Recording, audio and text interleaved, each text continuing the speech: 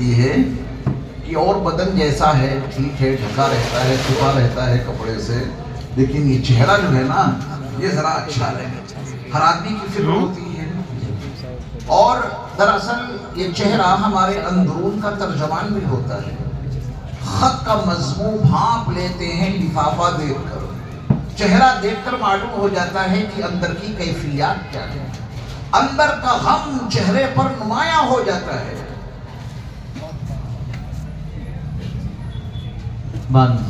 جزاک اللہ۔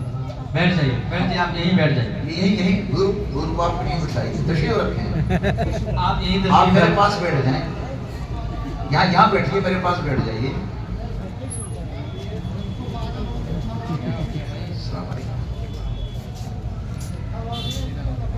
اب ادھر دیکھیں آپ، یعنی مضمون کافی منتشر سا ہوتا جا رہا ہے، اللہ تعالیٰ ہم سب کی حفاظت فرمائے۔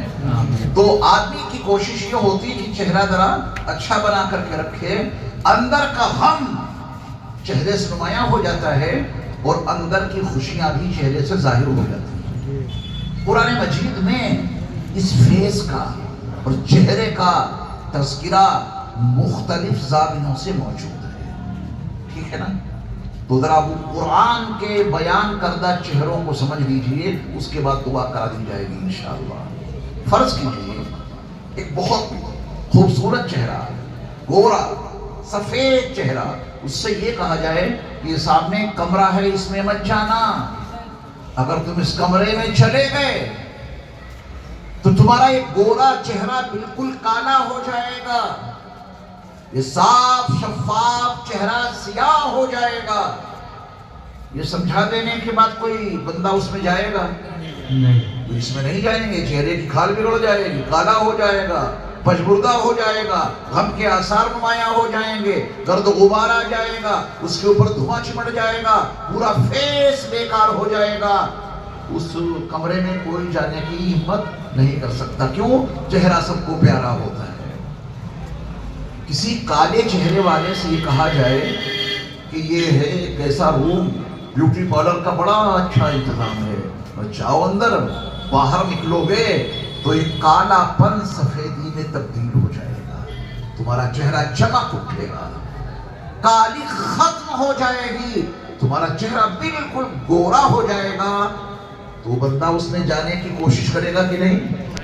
اسے فیس بتائی جائے تو کہے گا فیس لے لو، کچھ کام بتایا جائے کام کرنے کے لیے میں تیار ہوں، بس یہ کسی طرح کالا چہرہ گورا بن جائے، ہر کام کرنے کے لیے وہ تیار ہو جائے گا، وہاں وہ قدم نہیں رکھے گا۔ خوبصورت چہرے والا انسان، سفید اور گورے چہرے والا انسان، جہاں اس کا چہرہ کالا ہو جائے، یہ فطرت کا تقاضا ہے، ہر انسان کی یہی خواہش ہوتی ہے، وہ اپنے چہرے کو بہتر سے بہتر بنا کے رکھنے کی کوشش کرتا ہے۔ آئیے قرآنی چہروں کو دیکھیں۔ اللہ رب العزت والجلال نے ایک ایسے دن کا تعارف کرایا ہے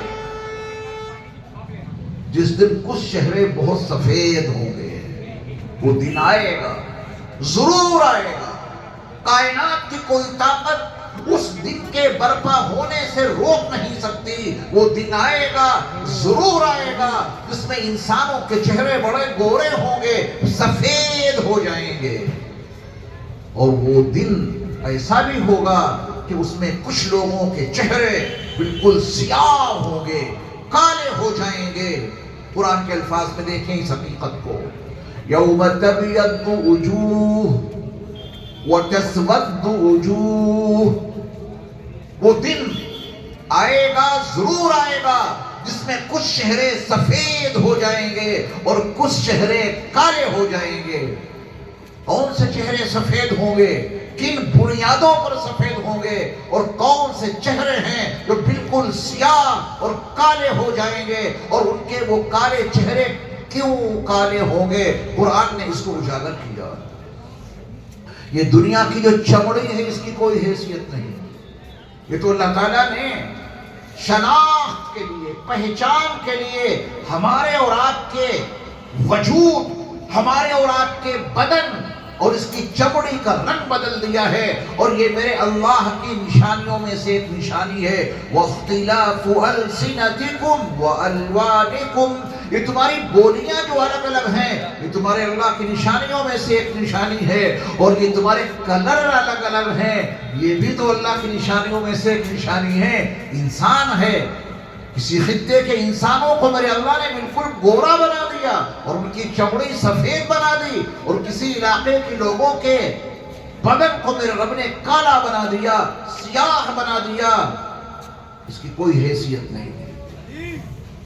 حیثیت تو اس دن کی ہے جس دن کچھ چہرے سفید ہوں گے، گورے ہوں گے، اور اس دن کچھ چہرے کالے ہوں گے۔ یہ دنیا کی چمڑی کی کوئی حیثیت نہیں، یہ تو خاک میں مل کر رہے گی۔ کیا حیثیت ہے اس چمڑی کی؟ پہلے بچپن نے تجھ کو ہے برسوں کھلایا، جوانی نے پھر تجھ کو مجنوں بنایا، بڑھاپے نے آ کر کے کیا کیا ستایا، اور اجل تیرا کر دے گی بالکل صفایا۔ جگہ جی لگانے کی دنیا نہیں ہے، یہ عبرت کی جا ہے تماشا نہیں۔ تو اس چمڑے کی کوئی حیثیت نہیں۔ فیس بنانے پہ ہر وقت فکر لگی رہتی ہے، کتنا پاؤڈر، کتنی کریم، کتنا پیسہ، کتنا وقت سب اس کے بنانے پہ لگے ہیں۔ اچھا خاصا میک اپ کیا، گرمی آئی، سب بہ گیا، شکل تبدیل ہو گئی، اس کی کوئی حیثیت نہیں ہے۔ فکر کرو اس دن یہ چہرہ منور ہو جائے، اس دن یہ چہرہ گورا ہو جائے، اس دن اس چہرے پر سیاہی نہ ہو، اس دن کی فکر لو۔ اور میرے ایمان والے بھائیوں، قرآن نے ان گورے اور کالے چہروں کی بنیاد سمجھا دی۔ اس دن کون سے چہرے منور ہوں گے، سفید ہوں گے اور گورے ہوں گے، اور کون سے چہرے ہیں جو کالے ہوں گے۔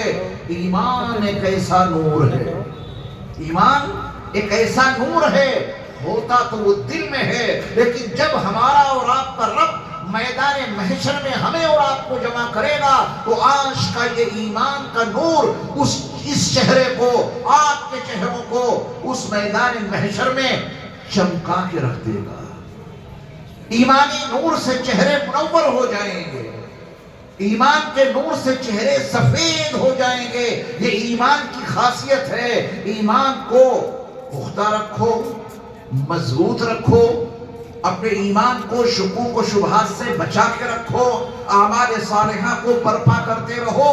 یہی آج کا ایمان، اور یہی آج کی نماز، اور یہی آج کی زکوٰۃ، اور یہی آج کا حج، اور یہی آج کے روزے، اور یہی آج کی تلاوت، یہ سب مل کر ایمان اور اعمال صالحہ کل میدان محشر میں ہمارے اور آپ کے چہروں کو انشاءاللہ منور کر دیں گے۔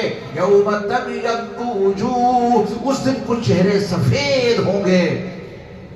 اللہ ان سفید چہروں میں ہمیں اور آپ کو بھی شامل کر دے۔ آمین۔ دنیا میں چہرہ کتنے کالا کیوں نہ ہو، میں نے عرض کیا کہ اس چمڑی کی کوئی حیثیت نہیں ہے۔ سیدنا بلال حبشی کتنے کالے کلوٹے تھے۔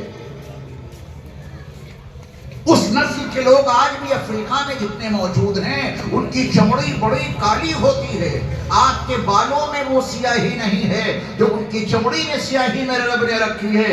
اس کا کوئی اعتبار نہیں۔ یہ بلال حبشی جو دنیا میں کالی چمڑی والے تھے، جب میدان محشر میں پہنچیں گے تو اللہ ان کو اتنا منور، اتنا روشن، اتنا چمکدار سفید گورا چہرہ عطا کرے گا کہ لوگ ان کو دیکھ دیکھ کے ان کے اوپر فخر کریں گے، رشک آئے گا۔ یہ دنیا کے کالے کلوٹے بلال آج ان کو اتنا روشن اور منور اور حسین اور سفید اور گورا چہرہ ملا ہوا ہے۔ اللہ اسی صف میں ہمیں اور آپ کو بھی شامل کر دے۔ آمین۔ وَتَسْوَدُّ وُجُوهٌ، اور کچھ چہرے ایسے ہوں گے جو بالکل کالے ہو جائیں گے۔ یہاں کے کالے چہرے وہاں نہیں کالے ہوں گے، ضروری نہیں ہے۔ یہاں کی بے شمار گورے سفید چہرے کل قیامت کے میدان میں بالکل سیاہ ہو جائیں گے، کالے ہو جائیں گے، کیونکہ کفر کی تاریکی ان کے دلوں میں بھری پڑی ہے، شرک کی تاریکی ان کے دلوں میں بھری پڑی ہے، برے اعمال ان کی زندگیوں کو تباہ کر چکے ہیں. دنیا میں سفید چمڑی کے باوجود اگر ان کے پاس ایمان نہیں ہے اور اعمال صالحہ کا نور نہیں ہے تو یہ سفید چمڑی کل قیامت کے دن کالی ہو جائے گی. چہرہ دیکھ کے آپ پہچان لیں گے کون جنت میں جا رہا ہے، اور چہرے دیکھ کے آپ پہچان لیں گے کہ کن لوگوں کو جہنم کا ایندھن بنایا جائے گا. اللہ ہم سب کی حفاظت فرمائے. تو ہم میں سے سب کی یہی تمنا ہے کہ میدان محشر میں یہ چہرہ گورا بن جائے، منور ہو جائے، روشن ہو جائے، سفید ہو جائے. یہ تمنا ہے. پوری زندگی ایمان کے ساتھ گزارنے کا تہیہ کر لو. قرآن مجید کی تلاوت کو اپنی زندگی کا حصہ بنا لو. اللہ کی عبادت کو اپنی زندگی کا مقصد بنا لو. ہمارا اور آپ کا رب کل قیامت کے دن ان چہروں کو منور کر دے گا، روشن کر دے گا، سفید اور گورا بنا دے گا. لوگ دیکھ کے سمجھ جائیں گے کہ یہ جنت والوں کی صفیں ہیں اور اب یہ جنت میں داخل ہو جائیں گے. اللہ کالے چہروں سے ہم سب کی وہاں سے حفاظت فرمائے. آمین. ایک تقسیم اور دیکھیں. تر و تازہ چہرہ، حشاش بشاش چہرہ، مسکراتا ہوا چہرہ. چہرہ دیکھ کے پتہ چل رہا ہے دل میں خوشیاں بہت ہیں. چہرہ بتا رہا ہے کہ اندر سے بہت ٹھیک ٹھاک ہے. ایک چہرہ ہے پشمردہ، کمڑھایا ہوا، بجھا بجھا. آپ کی زبان میں عرض کر دوں، منہ لٹکا ہوا ہے نا. یہ کیا بات ہے، بڑا منہ لٹکائے بیٹھے ہو. یہ دو چہرے ہو گئے. ذرا ان کو قرآن کے الفاظ میں دیکھیں. اللہ کا فیصلہ یہ ہے کہ کل قیامت کے دن کچھ چہرے ناظرہ زواد سے تر و تازہ ہوں گے، حشاش بشاش ہوں گے. ایک تو چہرہ گورا ہے، ایک تو چہرہ منور ہے، اور ساتھ میں وہ ناظرہ بڑا تر و تازہ ہے، بڑا حشاش بشاش ہے. اس کو اپنے رب کی رحمتیں ہی رحمتیں نظر آ رہی ہیں. اس کا بالا خانہ، مہمان خانہ، اس کی قیام گاہ جنت کی شکل میں سامنے موجود ہے. میزان عمل پہ اس کے نیک اعمال بھاری ہو گئے. نبی کے نورانی ہاتھوں سے اس کو جام کوثر مل چکا ہے. نبی کی شفاعت اسے حاصل ہو چکی ہے. چہرہ گورا بھی بہت ہے، نورانی بھی بہت ہے، ناظرہ حشاش بشاش بھی بہت ہے، تر و تازہ بھی بہت ہے.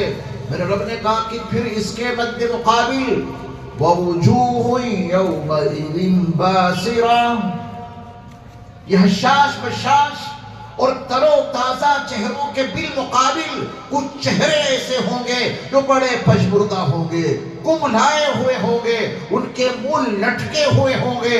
ایک تو چہرہ کالا بہت ہے، سیاہ بہت ہے، اور ساتھ میں وہ لٹکا ہوا ہے، پشمردہ ہے، کملایا ہوا ہے. اگر یہ تمنا ہے کہ اس دن ہمارا چہرہ سفید ہی نہیں بلکہ حشاش بشاش بھی ہو، گورا ہی نہیں تر و تازہ بھی ہو، اگر یہ تمنا ہے تو اس چند روزہ زندگی کو رب شاہی زندگی کے مطابق بنا لیجیے. تو برائے بندگی ہے یاد رکھ، بہر سر افکندگی ہے یاد رکھ. چند روزہ زندگی ہے یاد رکھ، ورنہ پھر شرمندگی ہے یاد رکھ. ایک دن مرنا ہے، آخر موت ہے، کر لے جو کرنا ہے، آخر موت ہے. بچا ہے کوئی اس دھرتی پر؟ یہ زمین کھا گئی آسمان کیسے کیسے. بڑے بڑے نامور آئے اس دنیا میں، بڑے بڑے تاجور آئے اس دنیا میں، بڑی بڑی طاقتوں والے آئے اس دنیا میں، کوئی بچا نہیں، سب پیوند خاک ہو گئے. کیونکہ میرے رب نے اس دنیا کا ڈیزائن ہی ایسا بنایا ہے کہ یہاں رہنا نہیں ہے، یہ قیام گاہ ہی نہیں، یہ گزرگاہ ہے. کیا ہر بچے کے لیے جوان ہونا ضروری ہے؟ بالکل نہیں. کتنے بچوں کے جنازے آپ کے ہاتھوں نے اٹھا کے زیر زمین انہیں دفن کیا ہے. کیا ہر جوان کے لیے بوڑھا ہونا ضروری ہے کیا؟ کتنے جوانوں کے جنازوں کو اپنے کندھوں پہ لاد کے آپ لے گئے اور زیر زمین ان کو دفن کیا ہے؟ کیا ہر بوڑھے انسان کے لیے بہت زمانے تک زندہ رہنا ضروری ہے؟ زندگی کا یہ چراغ نہ جانے کس چوراہے پر بجھ جائے، کسی کو خبر نہیں۔ گھر سے ڈولچی لی اور پیسے لیے کہ دودھ لینے جا رہے ہیں، وہ دودھ لے کے تو واپس نہ آ سکے۔ کچھ لوگوں کے ہاتھوں پہ ان کا جنازہ ان کے گھر آ رہا ہے، یہ حقیقت ہے کہ نہیں؟ حقیقت۔ ہاتھ میں تھیلا لیا اور پیسے لیے کہ صاحب سبزی لینے جا رہے ہیں، وہ سبزی لے کر تو نہ آ سکے، کچھ لوگوں کے ہاتھوں پہ ان کا جنازہ ان کے گھر واپس آ رہا ہے۔ یہ زندگی کا چراغ نہ جانے کس چوراہے پر بجھ جائے۔ میرے ایمان والے بھائیوں، آج تہیہ کر لو، تکمیل حفظ قرآن کی اس مبارک اور پر نور محفل میں ارادہ کر لو، تہیہ کر لو کہ ہم رب چاہیے زندگی گزاریں گے انشاءاللہ۔ اگر اللہ کی مان کے اور نبی کے طریقے پر چل کر اس زندگی کو گزار لیا تو یہ ہمارے ٹیڑھے میڑے کالے کلوٹے چہرے کل قیامت کے دن بہت خوبصورت ہو جائیں گے، روشن ہو جائیں گے، سفید ہو جائیں گے۔ اللہ ان کو تر و تازہ بنا دے گا بشکل آخر، ورنہ اللہ ان چہروں کو اتنا کالا بنا دیں گے کہ اس سیاہی کا ہم اور آپ تصور نہیں کر سکتے۔ کسی بھی پاؤڈر سے، کسی کریم سے ان چہروں کو سفید نہیں کیا جا سکتا، کوئی میک اپ نہیں ہے وہاں۔ اللہ کا غضب ان کے چہروں پہ نازل ہو رہا ہوگا، سیاہ چہرے ہو جائیں گے، چہرے ان کے کالے ہو جائیں گے، اور ساتھ میں بہت ہی زیادہ پژمردہ کملائے ہوئے چہرے ہوں گے۔ اللہ ہم سب کو روشن، منور، سفید، گورے چہرے عطا فرمائے اور ان کو تر و تازہ بھی وہاں بنا دے۔ آمین۔ چہروں کی ایک اور تقسیم ہے، قرآن کے حوالے سے آج میں آپ کو سنا رہا ہوں قرآن نے چہروں کو کیسے سمجھایا ہے۔ یہ چہرے ہماری اور آپ کی زندگی میں بڑی اہمیت کے حامل ہوتے ہیں، اس کو بنانے سنوارنے کے لیے ہم اور آپ کیا کچھ نہیں کرتے ہیں۔ دو تقسیمیں اور سن لیجیے، اس کے بعد دعا کرائیں گے انشاءاللہ۔ سبق یاد ہو رہا ہے؟ کچھ چہرے وہاں ایسے ہوں گے کہ اس چہرے میں موجود ہی آنکھیں اپنے رب کو دیکھ رہی ہوں گی۔ اِلَىٰ رَبِّهَا نَاظِرَةٌ، اگر زواد سے لکھا جائے ناظرہ تر و تازہ، اور زوئے سے لکھا جائے دیکھنے والا چہرہ۔ قرآن مجید میں یہی لکھا ہے، وجوہ یومئذ ناظرہ، یہ زواد سے ہے، تر و تازہ۔ اِلَىٰ رَبِّهَا نَاظِرَةٌ، وہ اپنے رب کو دیکھ رہے ہوں گے۔ اللہ اکبر۔ ان چہروں کی عظمتوں کو سلام کہ جو چہرے اس میں موجود آنکھیں اپنے رب کو دیکھ رہی ہوں گی۔ اللہ اکبر۔ اللہ ہم سب کو اپنا دیدار عطا فرمائے۔ رسول مکرم صلی اللہ علیہ وسلم سے صحابہ نے پوچھا بھی تھا کہ یا رسول اللہ صلی اللہ علیہ وسلم، جنت میں جنتیوں کو جو اللہ کا دیدار نصیب ہوگا ہماری سمجھ میں نہیں آ رہا کہ دیکھیں گے کیسے ہم اللہ کو؟ تو نبی علیہ السلام نے ایک مثال دے کے سمجھایا تھا، کیونکہ تمثیل سے تفہیم میں تسہیل ہوتی ہے، مثال دے دینے سے بات آسانی سے سمجھ میں آ جاتی ہے۔ میرے مصطفیٰ نے فرمایا، کھلے آسمان میں 14ویں رات کا چاند دیکھنے میں کوئی دقت ہوتی ہے؟ صحابہ نے کہا نہیں یا رسول اللہ۔ میرے مصطفیٰ نے فرمایا کہ ایسے ہی تم اپنے رب کو دیکھ لو گے جنت میں۔ سبحان اللہ۔ اور ایک موقع پر آپ نے سورج کی مثال دے کے یہی بات سمجھا دی۔ اور آپ یقین جاننا، جب اللہ کا دیدار ہوگا تو دیدار الہی کے سامنے جنت کی ہر نعمت پھیکی پھیکی نظر آئے گی۔ اللہ ہمیں ایسے چہرے عطا فرمائے، اِلَىٰ رَبِّهَا نَاظِرَةٌ، وہ چہرے اپنے رب کو دیکھ رہے ہوں گے۔ اور دوسرے چہرے، كَلَّا إِنَّهُمْ عَنْ رَبِّهِمْ يَوْمَئِذٍ لَمَحْجُوبُونَ، اللہ کہے گا کہ ان کو آڑ میں رکھو، نہ میں انہیں دیکھوں نہ یہ ہمیں دیکھیں۔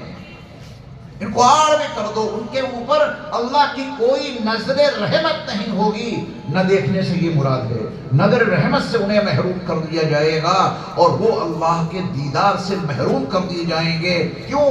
چہرے ان کے کالے ہیں، ان کی بدعمالیوں کے نتیجے میں، ان کے کفر اور شرک کے نتیجے میں ان کے چہرے اداس ہیں۔ اداس چہرے اور وہ کالے چہرے اپنے رب کا دیدار نہیں کر سکتے۔ رب کا دیدار کون سے چہرے کریں گے؟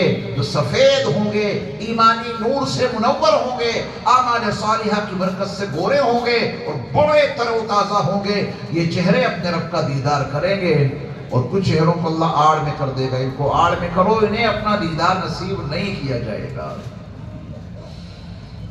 چہرے کی آخری تقسیم سن لیجیے، اس میں دو چیزوں کا تذکرہ ہے۔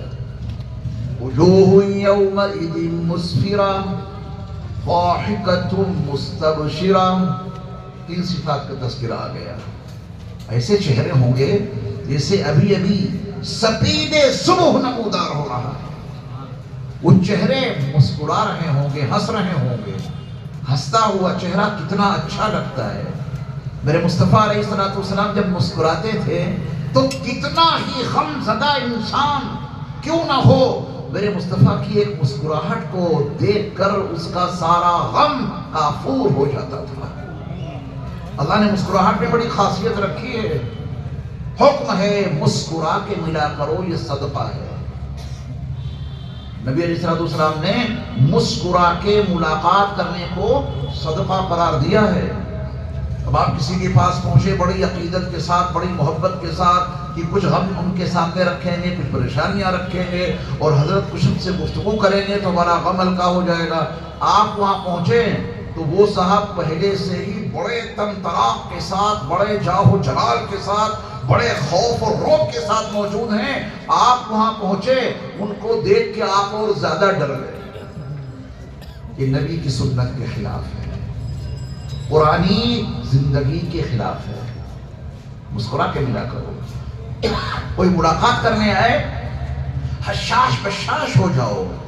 ہمارے اور آپ کے جاہ و جلال کی کیا حیثیت ہے، ہمارے اور آپ کے رعب کی کیا حیثیت ہے؟ میرے مصطفیٰ کو جو رعب حاصل تھا، لیکن میرے مصطفیٰ ہر صحابی سے ایسے مسکرا کے ملاقات کرتے تھے کہ ملاقات کرنے والے صحابی کا یا کافر کا بھی غم کافور ہو جاتا تھا، وہ خوش ہو جاتا تھا۔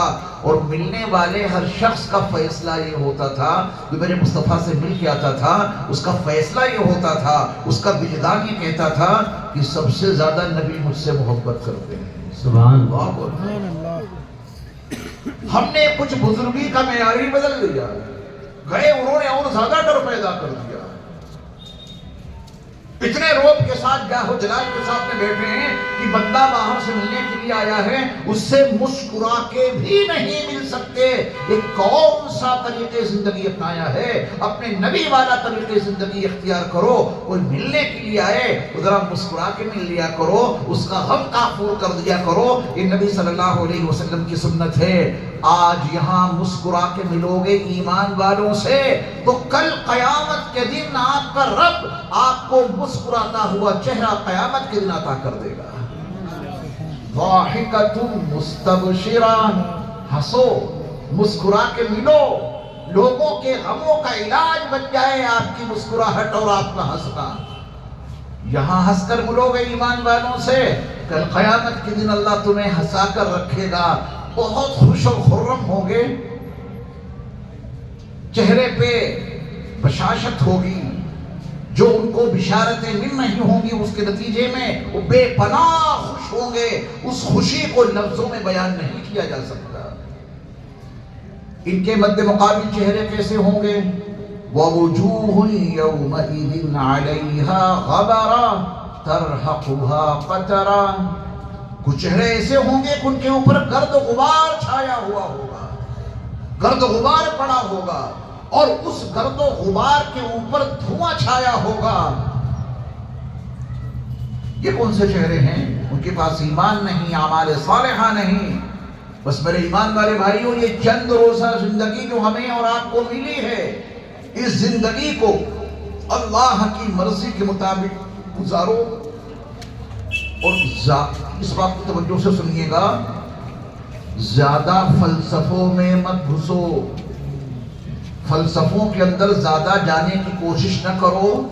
ہمارے اکابر نے بڑا اہم سبق دیا ہے کہ بس آج امت کو اتنا دین سکھا دو جتنا دین میرے مصطفیٰ اپنے صحابہ کو سکھاتے تھے، ہے نا؟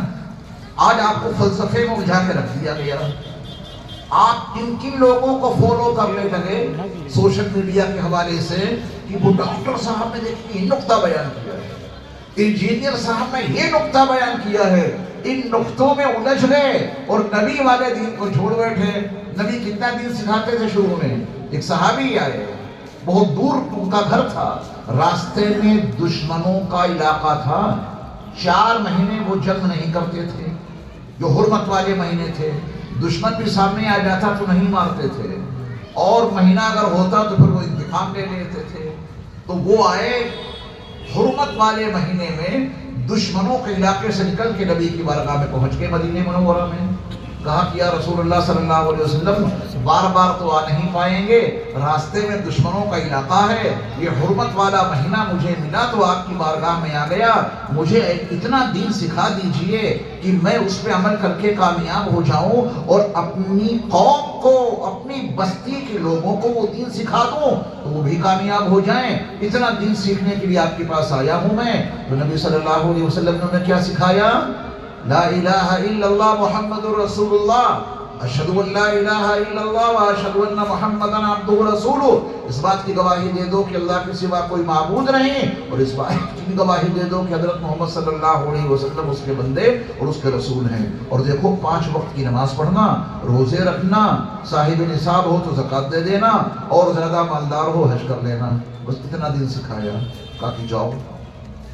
جب وہ وہاں سے اٹھے ہیں صحابی تو ان کی زبان پہ جملہ آ گیا، واللہ اس میں نہ کچھ بڑھاؤں گا نہ گھٹاؤں گا، نبی نے جو کام دیا ہے اس کو پورا کروں گا، 5 وقت کی نماز اور روزے، زکوٰۃ اور حج، اس میں نہ کوئی اضافہ کروں گا نہ کمی کروں گا۔ یہ الفاظ میرے مصطفیٰ نے سن لیے تو آپ علیہ السلام نے ان کو گارنٹی دے دی، اگر یہ اپنی بات میں سچا ہے اور ایسا ہی اس نے کیا، یہ جنت میں ضرور جائے گا۔ سبحان اللہ۔ اتنا دین کیوں نہیں سکھاتے؟ فلسفوں میں کیوں لے جاتے ہو؟ ایسی بحثوں میں سوشل میڈیا کے حوالے سے آپ کو الجھا کر رکھ دیا گیا کہ جو دین کی بنیاد ہے اس سے تو ہاتھ دھو بیٹھے، اور بحث کون سی چھیڑ دی؟ ایسی بحثیں چھیڑ دی کہ اگر میں وہ بحث میں سے ایک بحث بھی چھیڑوں آپ کو سمجھانے کے لیے تو 1 گھنٹہ لگ جائے گا، اور آپ کے پاس وہ یقیناً شعور نہیں ہے، آپ کے پاس اسلامی تعلیمات کی یقیناً وہ گہرائی نہیں ہے کہ آپ یہ فیصلہ کر سکے کہ کیا سچ ہے اور کیا غلط ہے، جھوٹ ہے، آپ نہیں فیصلہ کر پائیں گے، آپ الجھ کے رہ جائیں گے اس میں۔ تو سیدھی سادی بات یہ ہے کہ اس جلسے میں جب شریک ہوئے ہیں تو آج تہیہ کر لو پختہ ارادہ کہ نماز نہیں چھوڑیں گے۔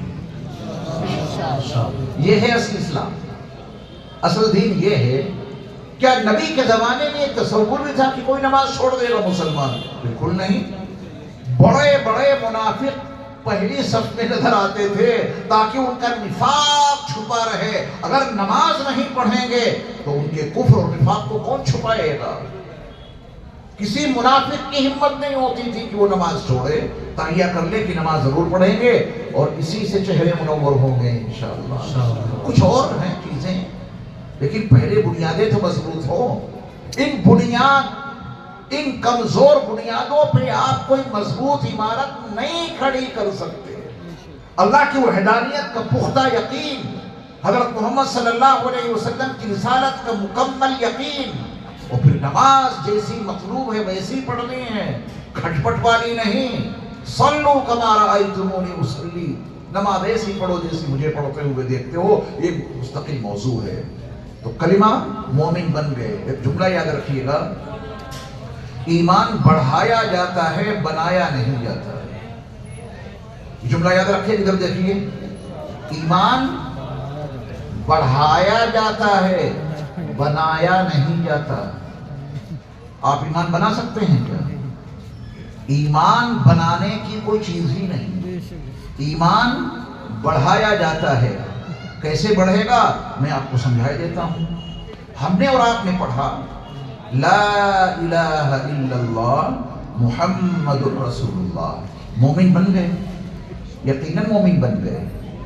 अल्लाह के सिवा कोई माबूद नहीं, हजरत मोहम्मद सल्लल्लाहु अलैहि वसल्लम अल्लाह के रसूल हैं, मोमिन बन गए। अब इस ईमान को बनाएंगे या बढ़ाएंगे? बढ़ाएंगे। कैसे बढ़ेगा ईमान? ऐसे बढ़ेगा, इधर देखो, आमन्तु बिल्लाहि व मलाइकतिहि व कुतुबिहि व रुसुलिहि वल यौमिल आखिर वल क़द्रि खैरिहि व शर्रिहि मिन अल्लाह तआला वल बाअस बादल मौत। ईमान बना या बढ़ा? बढ़ा है। आमन्तु बिल्लाह, अल्लाह पर मैं ईमान लाया, व मलाइकतिहि, ला इलाहा इल्लल्लाह में सिर्फ अल्लाह पे आप ईमान लाए थे, फरिश्तों पर ईमान नहीं लाए थे ला इलाहा इल्लल्लाह पढ़कर। लेकिन अब आप कह रहे हैं ईमान मुफस्सल में मैं फरिश्तों पर भी ईमान लाया। बढ़ा ईमान फरिश्तों पर। फरिश्ते कितने हैं, कैसे हैं, नाम क्या है, जिम्मेदारियां क्या हैं, ये जितना जितना मालूम करोगे उतना उतना आपका ईमान बढ़ता रहेगा। ईमान बनाने की कोई चीज नहीं है, बढ़ाने की चीज है। अगर ला इलाहा इल्लल्लाह पर ही आप ठहर गए और फरिश्तों को बिल्कुल नहीं पहचाना, फिर जो वो मलकुल मौत आएंगे, जान पहचान बिल्कुल नहीं पहले से, तो और ज्यादा दिक्कत हो जाएगी। उनको पहले से पहचान लो, उन पर आप ईमान लाए हैं। जिब्रील पर, मीकाईल पर, इसराफील पर, इजराइल पर ईमान लाए हैं ना। पता कुछ भी नहीं उनके बारे में, उनके नाम तक नहीं मालूम, उनका काम नहीं मालूम। वमा यअलमु जुनूद रब्बिका इल्ला हू, आपके रब का लश्कर कितना है आपके अल्लाह के सिवा किसी को नहीं मालूम। जमीन का कोई खित्ता ऐसा नहीं, एक जरा जगह ऐसी नहीं जहां फरिश्ते ना हो। फरिश्ते साथ में हैं आपके, फरिश्ते आपके साथ में हैं, दाएं कंधे पर बाएं कंधे पर हैं। हाथ फेर के देखो, अनिल यमीन व अनिल शिमाली करीब हैं तो नहीं। आप महसूस नहीं कर सकते फरिश्तों को, ईमान लाए ना उन पर। ईमान बना या बढ़ा? आमन्तु बिल्लाहि व मलाइकतिहि व कुतुबिहि, आप अल्लाह की किताबों पर ईमान लाए। कौन सी किताबों पर ईमान लाए? अगर आप तौरात से बिल्कुल वाकिफ नहीं, अगर आप इंजील से बिल्कुल वाकिफ नहीं, अगर आप ज़बूर से बिल्कुल वाकिफ नहीं, तो अल्लाह की कौन सी किताबों पर ईमान लाए? इस किताब पे तो ईमान ले ही आए, कम से कम उन किताबों के कुछ नाम भी मालूम हो और उसका कुछ मज़मून भी मालूम हो, तभी तो आपका ईमान बढ़ेगा। आमन्तु बिल्लाहि व मलाइकतिहि व कुतुबिहि व रुसुलिहि, और उसके सारे रसूलों पर ईमान लाए। कितने रसूलों से वाकिफ हैं आप? कुरान में रसूलों की फहरिस्त मौजूद है, अहादीस में रसूलों के नाम मौजूद हैं, किसी से वाकिफ नहीं। हजरत ईसा, हजरत मूसा के बारे में कोई बुनियादी मालूमात हासिल नहीं। तो बस एक जुमला याद रखिएगा, ईमान बनाने की कोई चीज नहीं है, ईमान बनने का कोई मसला नहीं है, मसला है ईमान बढ़ाने का। ला इलाहा इल्लल्लाह मुहम्मदुर रसूलुल्लाह पर ही ठहर न जाना। ईमान मुफस्सल में 7 ईमानियात का तज़किरा है, उन ईमानियात को हासिल करो। और ईमान मुजमल ने तो बहुत बड़ा सबक दे दिया, वो क्या है? आमन्तु बिल्लाह, मैं अल्लाह पर ईमान लाया। ये तो आप ला इलाहा इल्लल्लाह में कह चुके थे, बात उससे नहीं बनेगी। ईमान बढ़ाओ, ये कहकर बढ़ाओ, आमन्तु बिल्लाह कमा हुवा बिअस्माइही, जैसा कि वो अपने नामों के साथ है। कम से कम 99 नाम याद करने होंगे तो आपका ईमान बढ़ेगा।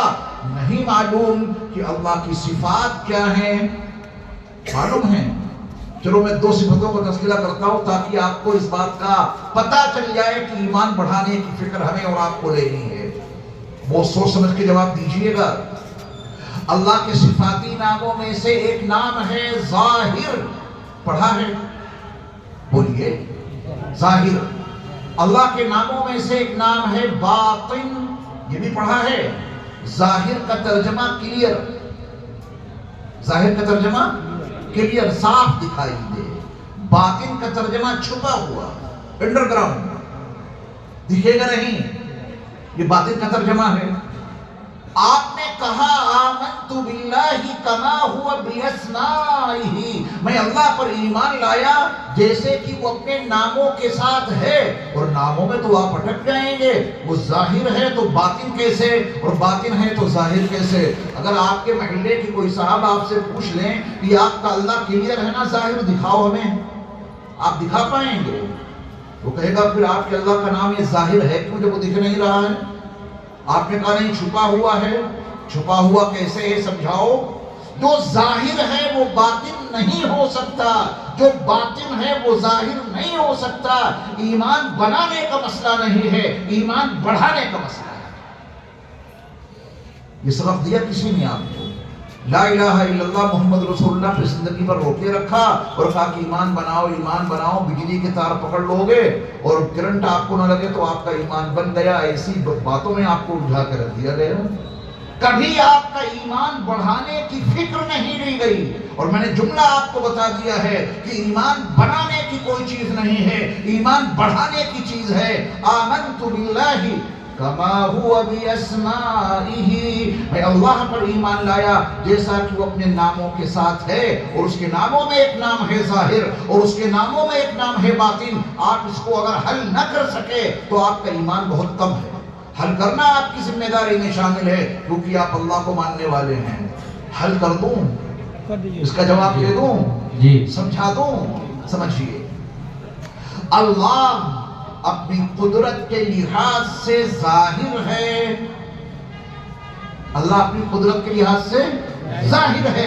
कैसे जाहिर है? देखो, एक खेत है गंदा सड़ा हुआ, उसमें आपने एक तशना गोबर डाल दिया, निहायत बदबूदार गोबर आपने उसमें डाला है, और गुलाब की एक लकड़ी आपने उसमें गाड़ दी। लकड़ी, दरख्त नहीं, जड़ नहीं, खाली लकड़ी आपने गाड़ दी।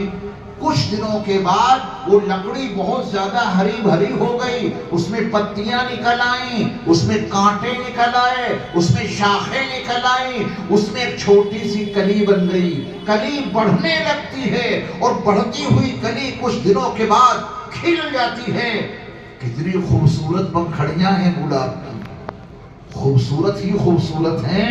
और खूबसूरत ही नहीं, उनमें बड़ी उम्दा किस्म की खुशबू भी है। तकाजा अक्ल का ये है कि गोबर से निकलने वाला फूल बेपनाह बदबूदार होना चाहिए था।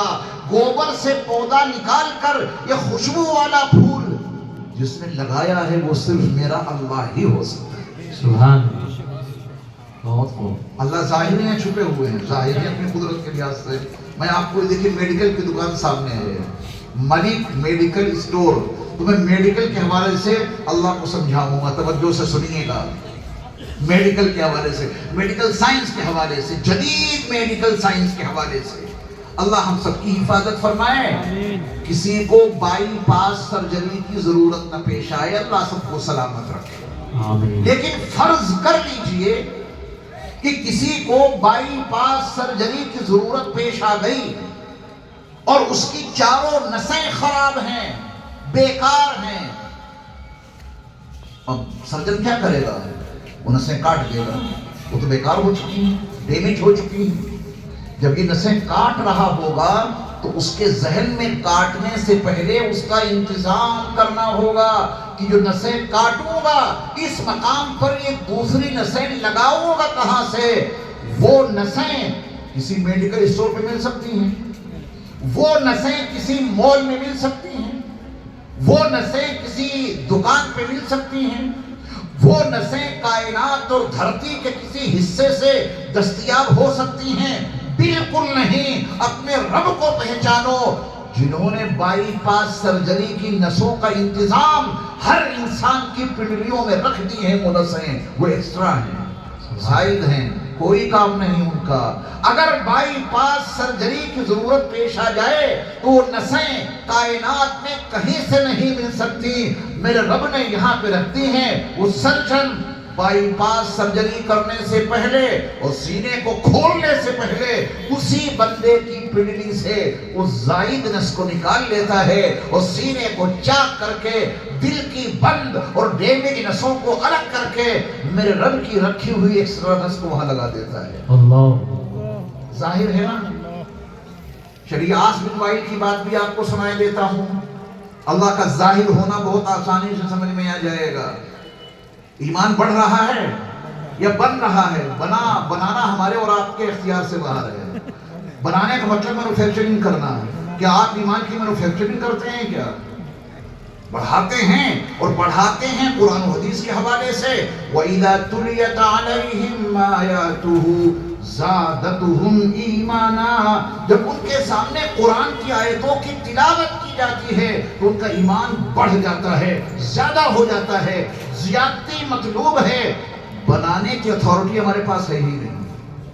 یہ اتھارٹی ہمارے اور آپ کے پاس ہے؟ بالکل نہیں. اب سنیے، رسول اللہ صلی اللہ علیہ وسلم کی مکی زندگی میں عاص بن وائل میرے مصطفیٰ کی بارگاہ میں بطحائے مکہ کے قبرستان سے بوسیدہ ہڈی لایا اس عقیدے کو مسترد کرنے کے لیے کہ آپ کہتے ہیں ہر انسان مرنے کے بعد دوبارہ زندہ ہوگا. نہیں ہو سکتا. وہ نبی سے بحث کرنے آ گیا. اور دیکھو زندہ ایسے نہیں ہو سکتا کہ جو میں ہڈی لایا ہوں قبرستان سے، یہ انسان کبھی مکے کی گلیوں میں چلتا پھرتا تھا، مر گیا، زمین دوز کر دیا گیا، وجود کی تانے بانے بکھر گئے، ہڈیاں گل گئی، سڑ گئی، اس کے وجود کو مٹی نے کھا لیا. میں اسی انسان کی وہ سیدھا ہڈی لایا ہوں. اس کو اس نے رگڑ دیا اور اس کے باریک باریک ذرات کو فضا میں بکھیر دیا. اور پھر اس نے میرے مصطفیٰ سے پوچھا مَن یحیی العظام وہی رمیم. آپ کہتے ہیں کہ انسانوں کے مرنے کے بعد انہیں دوبارہ زندہ کیا جائے گا. بتائیے اس بوسیدہ ہڈی کو جس کے ذرات میں نے فضا میں بکھیر دیے ہیں، اسے کون دوبارہ زندہ کرے گا؟ بتائیں، سوال آسان ہے یا بڑا پیچیدہ؟ بہت پیچیدہ ہے، بڑا مشکل ہے. کیسے سمجھایا جائے اس بندے کو؟ اللہ نے جبریل امین کو بھیجا، میرے محبوب کی بارگاہ میں پیچیدہ سوال آیا ہے، جواب لے کے جاؤ. یاسین شریف کے آخری رکوع میں مضمون موجود ہے، میں آپ کو سنا رہا ہوں. پورا جواب سنانے کا موقع نہیں ہے. اس جواب کا ایک ٹکڑا سنا کر سمجھا کر اللہ کا ظاہر ہونا آپ کے سامنے اجاگر کروں گا کہ اللہ ظاہر کیسے ہے. جبریل امین آئے، ایک ٹکڑا سنیے جواب کا. وَضَرَبَ لَنَا مَثَلًا وَنَسِيَ خَلْقًا. یہ ہمارے سامنے مثالیں بیان کر رہا ہے. بوسیدہ ہڈی کو لا کے مثال بیان کر رہا ہے کہ مردہ انسانوں کو دوبارہ کیسے زندہ کیا جائے گا. وَنَسِيَ خَلْقًا. اور یہ اپنی پیدائش کو بھول بیٹھا. اگر اس کو اپنی پیدائش یاد ہوتی یہ مثال کبھی نہیں لاتا. یہ اپنی پیدائش کو بھولے بیٹھا ہے، تبھی یہ مثال بنا کے لایا ہے ہمارے سامنے ہڈی کی. وَنَسِيَ خَلْقًا. اور یہ اپنی پیدائش کو بھول بیٹھا. سارا جواب اس جملے میں چھپا ہوا ہے، وَنَسِيَ خَلْقًا. یہ اپنی پیدائش کو بھول بیٹھا.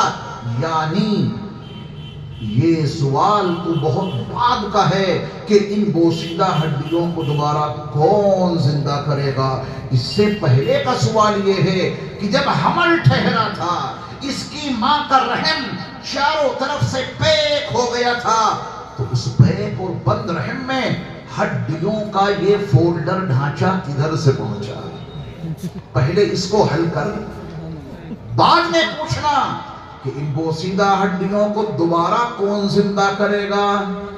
دوبارہ کا مسئلہ تو بعد کا ہے. پہلا مسئلہ یہ ہے کہ پیک اور بند عورت کے رحم میں یہ ہڈیوں کا اتنا فولڈر ڈھانچہ پہنچا تو کدھر سے پہنچا؟ مٹیریل کی سپلائی کے سارے راستے بند. یہ ہڈیاں کہیں موٹی کہیں پتلی، فولڈر، یہ ہڈیوں کا فولڈر ڈھانچہ اندر کدھر سے پہنچا؟ اپنی پیدائش کو بھول بیٹھا تو یہ ہڈی لے کر کے آیا ہے اور یہ پوچھ رہا ہے دوبارہ اسے کون زندہ کرے گا. یہ اپنی پیدائش کو بھول بیٹھا. بات کو سمجھ میں آئی؟ کچھ اور باتیں اسی کے ساتھ میں. حمل ٹھہرنے کے بعد رحم چاروں طرف سے پیک ہو گیا، اس میں ہڈیوں کا یہ فولڈر ڈھانچہ کدھر سے پہنچا؟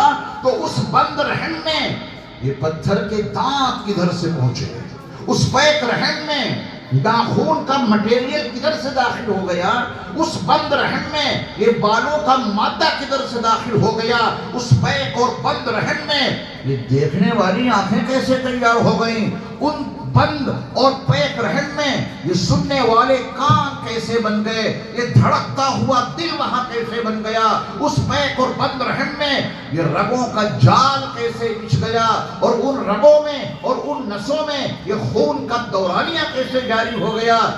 اس کو تو حل نہیں کیا اور مثال لے کے آ گیا ہڈی کی، قل یحییھا الذی انشأھا اول مرہ، میرے محبوب نبی اس کو بتا دیجئے کہ ان ہڈیوں کو دوبارہ وہی اللہ زندہ کرے گا جس نے ان کو پہلی بار پیدا کیا۔ سبحان اللہ، اللہ ظاہر ہے نا۔ ایک مثال اور دے دیتا ہوں تاکہ بات کلیئر ہو جائے۔ اللہ ہم سب کی حفاظت فرمائے۔ آنکھ کا کوئی مرض ہمیں اور آپ کو نہ لگے، لیکن فرض کیجئے کسی کی آنکھ بیکار ہو، کسی کی آنکھ میں کوئی مرض پیدا ہو گیا، آئی سرجن سے اس نے رابطہ قائم کیا، آئی سرجن نے کہا کہ یہ چیک اپ کرا کے لاؤ، چیک اپ ہوا، آئی سرجن نے رپورٹ دیکھی، اس نے فیصلہ سنا دیا کہ آپ کی آنکھ کا آپریشن ہوگا، اس کے نیچے کوئی علاج نہیں، آپریشن لازم ہے۔ مریض نے کہا کہ میں آپ سے آپریشن ضرور کراؤں گا، لیکن ڈاکٹر صاحب، سرجن صاحب، میری ایک شرط ہے۔ یہ سارا مضمون مجھے میڈیکل اسٹور دیکھ کیا جا رہا ہے جو میں آپ کو سمجھا رہا ہوں۔ اچھی جگہ آپ نے جلسہ رکھا، یہاں جلسہ نہ ہوتا تو مثالیں میں نہیں دیتا آپ کو۔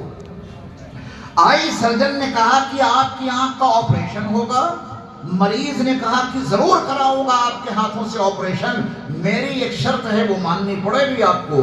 آئی سرجن نے پوچھا کہ کیا شرط ہے؟ اس نے کہا کہ شرط یہ ہے کہ آپریشن کے وقت میری کھوپڑی کو آپ فکس نہیں کریں گے، جب آپ آپریشن کریں گے میری کھوپڑی کو فکس نہیں کریں گے، آپ اپنے کام کرتے رہنا آپریشن، اور میں اپنی کھوپڑی کو مسلسل ہلاتا رہوں گا، یہ شرط منظور ہے تو آپریشن کر دوں۔ آئی سرجن کیا کہے گا؟ اس کا فیصلہ یہ ہوگا کہ تیری آنکھ کا علاج تو بعد میں ہوگا، پہلے اپنے دماغ کا علاج کرا کے آ، پاگل مجنون دیوانہ انسان ہو گیا ہے، تو کہہ رہا ہے کہ آپریشن کے وقت میں میری کھوپڑی فکس مت کرنا، جب میں تیری آنکھ کے نازک پردے پر نشتر چلا رہا ہوں گا اس وقت تو اپنی کھوپڑی ہلائے گا، جو تھوڑی بہت ہے اس سے بھی ہاتھ دھو بیٹھے گا، یہی کہے گا نا سرجن۔ اللہ کو دیکھو وہ ظاہر ہیں، جہاں ہم اور آپ اپنی ماں کے پیٹ میں بن رہے تھے میرا اللہ ہمیں اور آپ کو بنا رہا تھا، وہاں کوئی روشنی تھی۔ یخلقکم فی بطون امہاتکم خلقا من بعد خلق فی ظلمات ثلاث، تین اندھیروں میں اور تین تاریکیوں میں ہمارے اور آپ کے رب نے اس پورے وجود کو نہایت تنگ اور تاریک مقام میں تیار کیا ہے، مٹیریل کی سپلائی کے بغیر۔ جب بچہ اپنی ماں کے رحم میں ہوتا ہے تو کیا اللہ نے اس کی ماں کو اس کا پابند بنایا کہ آٹا مت گوندھنا، جھاڑو پوچھا مت کرنا، زینے پہ چڑھنے اترنے کی کوئی کوشش نہ کرنا، 9 مہینے تک تجھے بستر پر بالکل سیدھا لیٹنا ہے، کروٹ بھی مت لینا، اگر تو آٹا گوندھے گی میں تیرے لاڈلے کی آنکھ بنا رہا ہوں، جب تو آٹا گوندھے گی تو تیرے لاڈلے کی آنکھ خراب ہو جائے گی، جھاڑو پوچھا مت کرنا، میں تیرے لاڈلے کا دماغ بنانے جا رہا ہوں، اگر تو جھاڑو پوچھا کرے گی تیرا لاڈلا پاگل بن کے پیدا ہوگا، زینے پہ چڑھنے اترنے کا کام مت کرنا، میں تیرے لاڈلے کے کانوں کے نازک پردے بنانے جا رہا ہوں، اگر تو حرکت کرے گی اور اوپر نیچے چڑھے گی اترے گی تیرے لاڈلے کے کان بیکار ہو جائیں گے، تیرا بچہ بہرا بن کے پیدا ہوگا۔ کیا ہمارے اللہ نے ہمیں اور آپ کو بنانے کے وقت میں ماؤں کو اس کا پابند بنایا؟ نہیں بنایا، کیوں؟ وہ اپنی قدرت کے لحاظ سے ظاہر ہیں، ماں آٹا گوندتی رہی، ماں زینوں پہ چڑھتی اترتی رہی، ماں جھاڑو پوچھا کرتی رہی، میرا اور آپ کا رب ہماری اور آپ کی ماؤں کے پیٹوں میں یہ نرم و نازک آنکھیں بناتا رہا. وہ ظاہر ہے یہ آنکھیں دیکھو اپنے رب کو پہچانو, ان کانوں کے ذریعے اپنے رب کو پہچانو, اس بولتی ہوئی زبان کے ذریعے اپنے رب کو پہچانو, پہلو میں دھڑکتے ہوئے دل کے ذریعے اپنے رب کو پہچانو, رگوں میں دوڑتے ہوئے خون کے دورانیے سے اپنے رب کو پہچانو, اپنے وجود سے اپنے رب کو پہچانو. زمین اور آسمان, چاند اور سورج, ستارے اور سیارے, یہ کہکشائیں اور بہتے ہوئے دریا اور ٹھاٹھے مارتے ہوئے سمندروں کو دیکھ دیکھ کر اپنے رب کو پہچانو. وہ اپنی قدرت کے لحاظ سے ہر جگہ تمہیں نظر آ جائیں گے. سبحان وَفِي كُلِّ شَيْءٍ لَهُ آیَةٌ تَدُلُّ عَلَىٰ أَنَّهُ وَاحِدٌ. ظاہر ہیں اپنی قدرت کے لحاظ سے, باطن ہیں اپنی ذات کے لحاظ سے. اتنے چھپے ہیں کہ کوہ طور پر جب ان کے کلیم موسیٰ علیہ السلام نے کہا تھا میرے رب مجھے اپنا دیدار کرا دیجئے, اللہ نے کہا کہ لن ترانی, آپ مجھے ہرگز نہیں دیکھ سکتے. وہ سامنے پہاڑ ہے, اس پہ نظر جماؤ. موسیٰ کی تمنا ہے, اللہ نے بالکل مسترد نہیں کیا نظر جماؤ. اس پہاڑ کے قریب یہ فقیر 4 مرتبہ جا چکا ہے. وادی سینا میں جہاں یہ پہاڑ ہے کوہ طور, وہاں 4 سفر کیے ہیں میں نے, میری ویڈیو بھی موجود ہے وہاں کے اسفار کی, آپ دیکھ سکتے ہیں پورا منظرنامہ. نظر جماؤ سامنے والے پہاڑ پر, بڑا مضبوط پہاڑ ہے, میں اس پہ اپنی تجلی کی معمولی سی جھلک ڈالوں گا. جب میں اپنی تجلی اس پہ ڈالوں گا پہاڑ پہ, اگر یہ پہاڑ اپنی جگہ پہ ٹھہرا رہے تو آپ مجھے دیکھ سکتے ہو, اور اگر میری جھلک یہ پہاڑ برداشت نہ کر سکے تو موسیٰ تم مجھے کیسے دیکھ سکتے ہو اس دنیا میں. لن ترانی.